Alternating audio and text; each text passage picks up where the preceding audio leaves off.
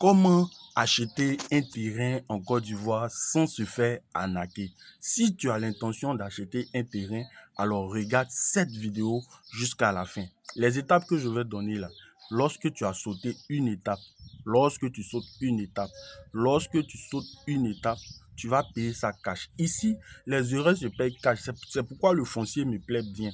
Lorsque tu essaies de brouiller les étapes, tu vas voir que devant là-bas, tu vas payer ça cash. Donc, suis cette vidéo jusqu'à la fin. La première des choses à faire, c'est de regarder, d'identifier le terrain que tu veux acheter là. On n'achète jamais poisson dans l'eau.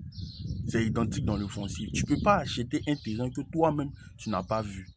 La deuxième des choses à faire, c'est de vérifier les documents. Le terrain que tu vas acheter là, ça a quel document? Est-ce que c'est un ACD? C'est un certificat foncier? Donc, en fonction de ça, tu vas savoir c'est dans quelle position ton terrain est.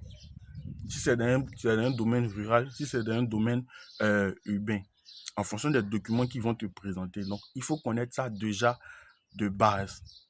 La troisième des choses à faire, c'est de voir si le terrain que tu vas acheter là, c'est pas un terrain litigieux.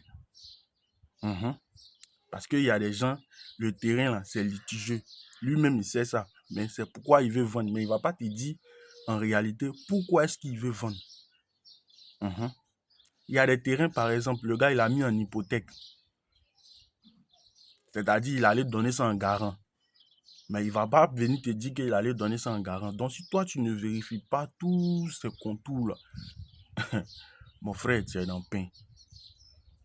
La quatrième des choses à faire, c'est de voir un homme de droit, soit un huissier, soit un notaire, soit un conseiller juridique, pour pouvoir t'accompagner. La cinquième des choses à faire, c'est simplement de signer un contrat. Toi, tu veux acheter là, c'est un contrat d'achat. Celui qui veut te vendre, ça sera pour lui un contrat de vente. Et c'est ce contrat-là qu'il faut se faire accompagner par un conseiller juridique. Dans ce sens-là, ça sécurise toi ton achat. Donc, voici les 5 étapes à suivre pour pouvoir acheter son terrain sans se faire arnaquer. Lorsque tu sautes une étape dans ces 5 étapes-là, mon frère, c'est pas moi qui vais te dire, tu vas payer ça cash devant là-bas.